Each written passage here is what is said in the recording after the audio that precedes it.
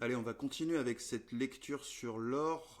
J'ai des belles choses à vous montrer encore pour expliquer un petit peu plus cette stratégie, les temporalités, les risques, pourquoi je vous fais TP rapidement sur TP1, TP2, etc. On a un bon exemple avec l'or. Je vous ai dit la semaine dernière que le daily, weekly, monthly passait à l'acheteur, à l'achat, qu'on allait passer à acheteur, faire des achats. Ce qu'on a fait, ce qu'on va pouvoir voir, c'est cette journée d'hier qui était intéressante. Donc nous, on rentre là, je viens de rentrer une nouvelle position. Vous voyez, mon 15,5,1 sont repassés acheteur. Je reprends mon achat. J'étais hier dans les bols du 1 heure, ici ou là. Si on avait TP, on aurait pris 4000, 4005 là, avec ce que j'ai là. Euh, Ce matin, il y a eu un pullback parce qu'on est sur du daily, weekly, monthly acheteur. Donc les pullbacks, vous pouvez les prendre sur un 15 minutes, c'est ce qui nous est arrivé. Et donc ce matin, j'étais à moins 400. Et donc moi, je vous évite, quand je vous dis de TP1 dans un premier temps, parce qu'il faut avoir confiance en la stratégie, parce qu'il faut gérer son money management. Si je n'avais pas confiance en ma stratégie et gérer mon money management sur cet achat d'hier, eh bien ce pullback de ce matin, qui est tout à fait cohérent, dans la dimension dans laquelle on évolue là, il m'aurait couché, il m'aurait mis en doute, et ça aurait été difficile. Et d'ailleurs, là, j'ai un membre qui fait le trade avec moi, donc c'est parfait parce que il voit ça et il voit là, comment on subit, alors que finalement, hier, très rapidement, on aurait pu clôturer des gains et sortir de ce trade. Le problème, c'est que l'objectif, il est toujours là-haut. On a 8000 balles à prendre par trade et pas seulement 4000 balles à prendre en tout.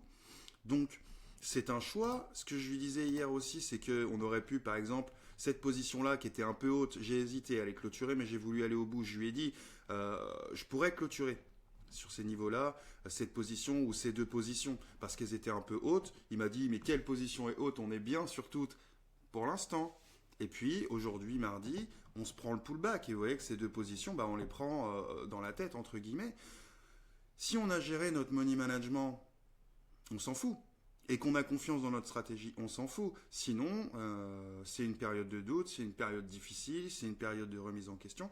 Et c'est ce que je ne vous souhaite pas, c'est pourquoi la stratégie est faite pour vous éviter ce genre de mouvements et de les vivre et de ne pas les comprendre quelque part. Donc là, c'est vraiment un cas intéressant. Je vais remettre le 15 et vous voyez bien qu'on a pris sur tous nos achats qu'on commençait. Moi, j'en ai même pris dès vendredi. Mais vendredi, vous voyez, j'ai pas abusé. Il y allait avoir le week-end. On a eu un open gap baissier forcément. J'ai acheté le pullback ici. Après j'ai racheté celui-ci aussi qui était un rebond mécanique rapide. Et puis là, après, j'ai racheté, comme je vous dis, 15,5,1, 15,5,1 et 15,5,1 encore tout de suite. Et ça va continuer comme ça, mais vous voyez que c'était facile, on a gagné en ligne droite hier, et donc on pouvait rentrer dans l'euphorie, se dire qu'on allait tout de suite aller chercher la bolle du 4 heures ou la bolle du daily, mais c'est pas ce qu'ils ont fait, parce qu'ils font ce qu'ils veulent, ils ont les liquidités qu'ils veulent, surtout sur le marché de l'or, qui est l'un des plus manipulés et l'un des mieux manipulés. D'ailleurs, on se prend ce pullback monstrueux où là évidemment les acheteurs ils se sont fait crever, ils sont sortis. Si vous n'avez pas de stratégie, vous êtes déjà en train de vous dire c'est foutu. Et en fait, rien n'a changé. On va toujours le chercher. On est allé chercher les liquidités de ceux qui n'ont pas de stratégie, justement, ou qui ont des doutes, ou qui sont surexposés. Et puis maintenant, on repasse en 15,5,1. En plus, c'est un peu le cas classique. Évidemment que ils vont pas y aller en ligne droite, c'est pas la fête. Et puis il y a ce rapport entre le marché américain et le marché européen. Donc là, qu'est-ce qu'on a eu? On a eu un pullback sur toute la matinée européenne, on est allé chercher bien bas, et puis maintenant, quand on est entre midi et 2, les Américains vont arriver dans 2 heures à 15h30, et on va repartir à l'achat parce que c'est là qu'on va.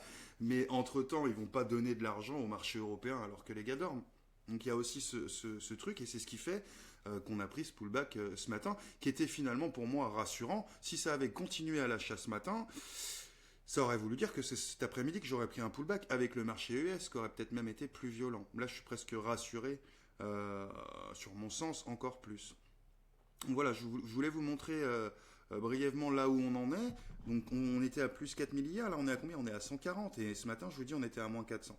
Donc j'ai de plus en plus de positions, mais vous voyez que j'avais un 0,5 au début qui est je vous ai dit, mon empreinte, on va dire, mon point d'ancrage, entre guillemets. Et puis maintenant, je rentre de 0,1 tranquillement, puisque parce que ça me coûte rien, parce que vous voyez que ma marge libre, elle est de 206 000 sur 229 000, donc je peux encore en prendre 10 des trades.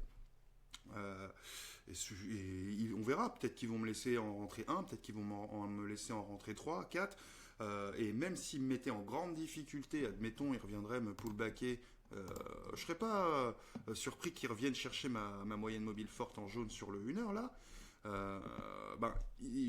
Ce serait un pullback encore plus puissant, mais ça me permettrait juste de re-rentrer des nouvelles positions quand le 15.5.1 repasserait acheteur. Puisque comme je vous dis, je suis en train d'acheter un daily, weekly, monthly acheteur, TP1 bol du daily. Okay. Par contre, à chaque fois, je vais faire mes entrées intelligemment dans le sens de la stratégie. Donc, je vais attendre que ma plus petite unité de temps, 1, 5, 15, repasse acheteuse pour re-rentrer à l'achat dans le sens de mon achat plus profond. C'est pas la peine de rentrer, et encore, je le fais un peu d'expérience, rentrer sur des rebonds mécaniques rapides, etc. Mais en réalité, autant rentrer quand votre plus petite temporalité repasse acheteuse, puisque de toute façon, sans elle, vous irez nulle part. Tout part du 1 minute.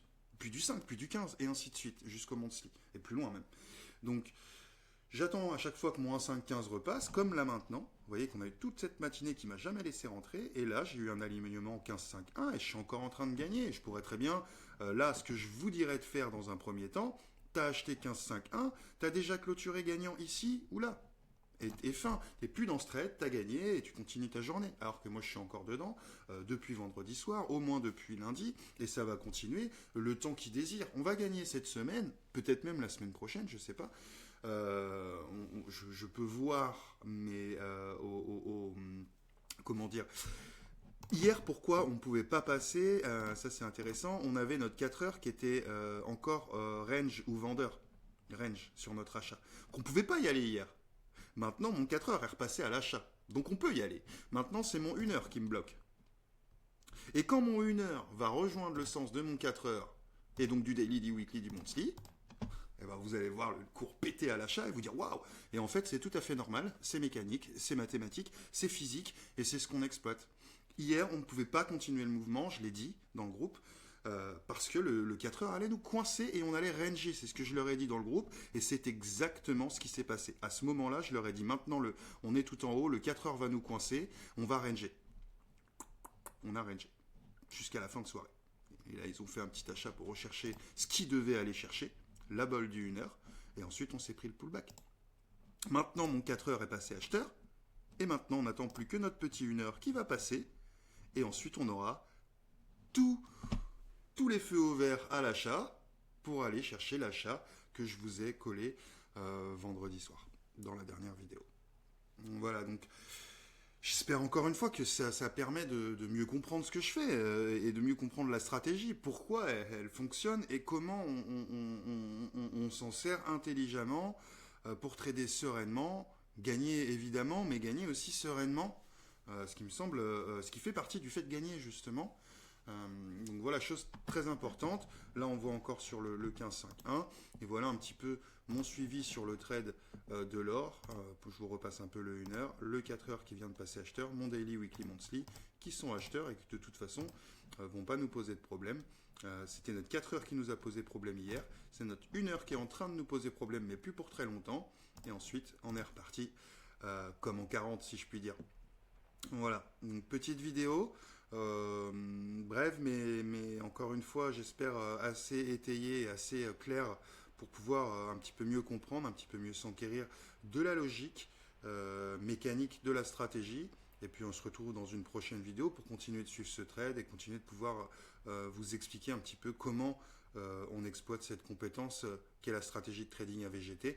Et puis comme toujours, pour ceux que ça intéresse de la voir en direct sur les actifs de leur choix, gratuitement, avec moi au téléphone, je vous mets un petit lien dans la description qui vous permet de réserver une démonstration en direct avec moi et de regarder concrètement en live des marchés financiers comment ça fonctionne, ce que je vous montre ici, mais qui sera plus personnalisé un petit peu à votre profil, votre projet, vos objectifs, vos actifs, vos temporalités et toutes ces choses-là.